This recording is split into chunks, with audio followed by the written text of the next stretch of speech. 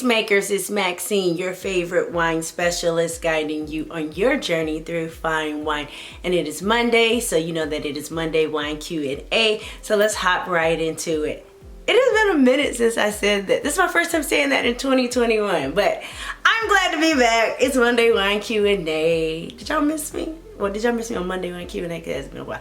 Anyway, let's get into this video. So, I want to launch 2021 Monday Wine Q&A with Fly Wine February. Yes.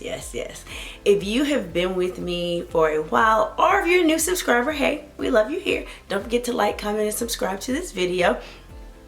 You will recall we did Fly Wine December in 2018. So yeah, like that was 3 years. That's crazy that 2018 was 3 years ago. Anyway, we did Fly Wine December. And I chose December because it was the holidays. People usually splurge on their wines. It was a great time to discover new bottles. And I didn't do it in 2019. Last year, I was thinking about doing it, but I was like, I think I want to hold off for February. So let me tell you why we are doing Fly Wine February. First, February is my birthday month. My birthday is February 25th. If you would recall the Runard episode I did for my birthday. So, you know, it's February 25th. It's also Black History Month. And it's also Valentine's Day in February. So all the wines that we will feature this month will be great addition to celebrate whatever you're celebrating in February. Don't forget to, you know, jot these down, put them in your list, because these are going to be great memorable bottles that you will not be disappointed by. So I'm really excited to launch this series. And I have something great for you to begin it. First, let me begin with all the wines featured during Fly Wine February will all be champagne.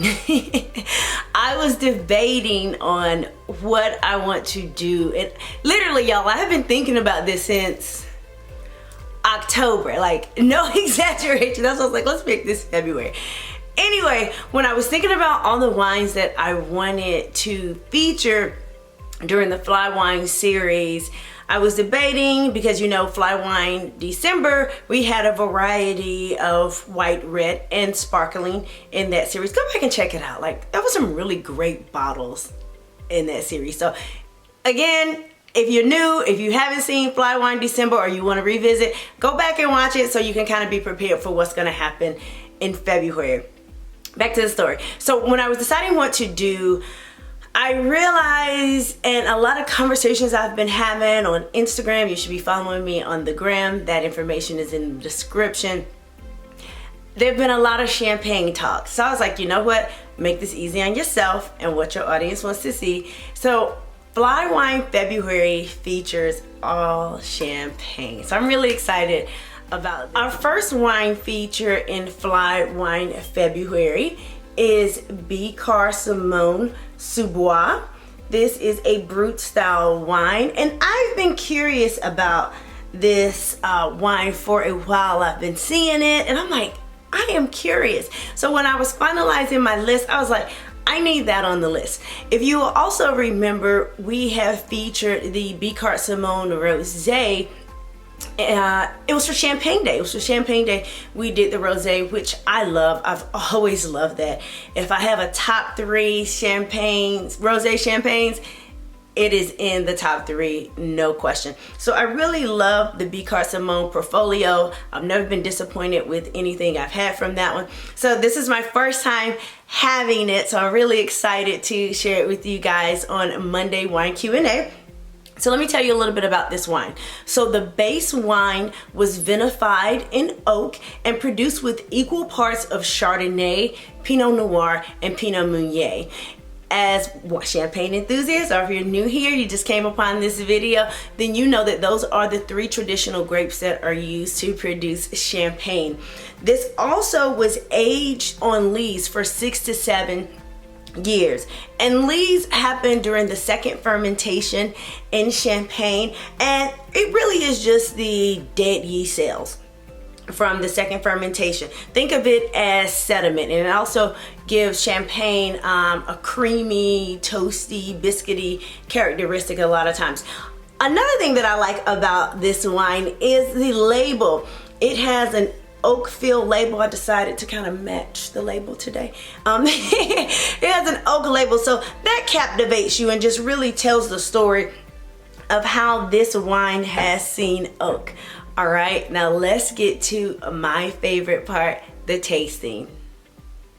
So upon pouring the Sous Bois in your glass, it has this beautiful golden color. It looked like kind of like a gold bar, and these beautiful fine bubbles that are just like consistent in the glass. I love watching bubbles. And speaking of glass, a new Christmas present to myself, I got the Zalto Universals. I'm thinking about doing a video about it. If you want a video on the Zaltos, comment below and I will take your consideration. I will take your suggestion into consideration. But back to tasting the wine. So the color is captivating. Upon smelling, it just smells like a beautiful, seductive perfume. When I first smelled it, the first aromas that came to me were apple and butterscotch. And it gets you excited about the wine from the look to the smell. You're just like, oh, this is gonna be amazing. Kind of feels like, you remember when you go on a roller coaster and you kind of like going up, up, up, up, up, and then you're ready to drop down? Yeah, that exhilarating feeling. Anyway, back to the wine. I'm chatting too much. All right, now let's taste the wine.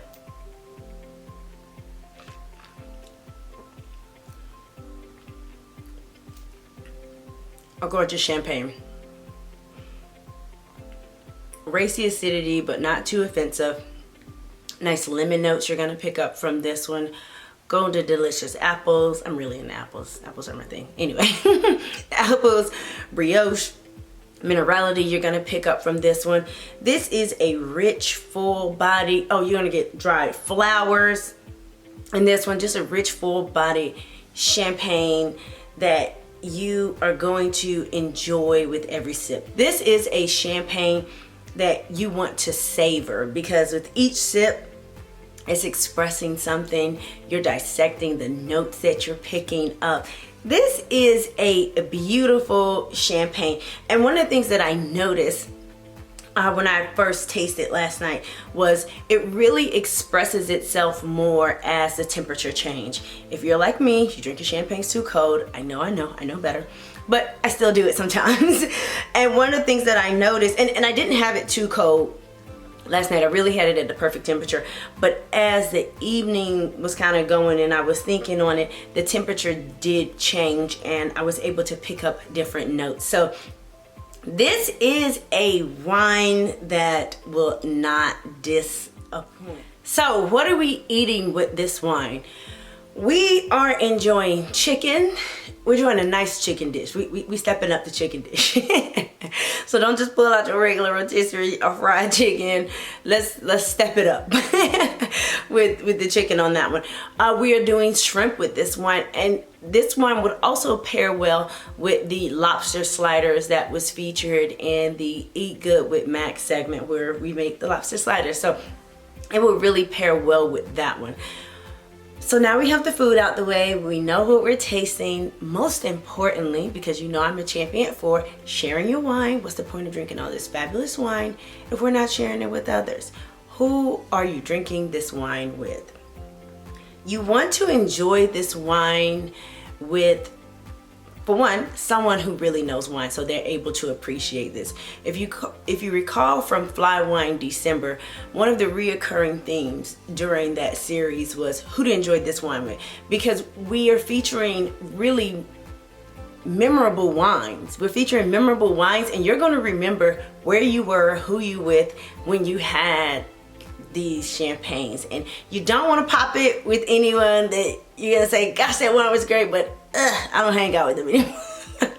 I get it happens, but be mindful of that. Anyway, you really want to share it with someone who appreciates just wine and they enjoy champagne too, because just all the character. And I don't remember if I said this, but what I like about this, even though it's seen oak, it has a hint of toast. It has a hint of toast, some of that brioche notes. It's not overpowering. This is just really well structured. Like, as you all see, just me sipping it in this recording, how you're really gonna think about wine. This is a wine you think about. Don't serve it to anyone who just drinks too fast. We've all had that friend. Get someone who's gonna enjoy it, who's gonna savor it, and just really enjoy this experience. When I was reading this, it said that this would be a good wine to smoke a cigar with.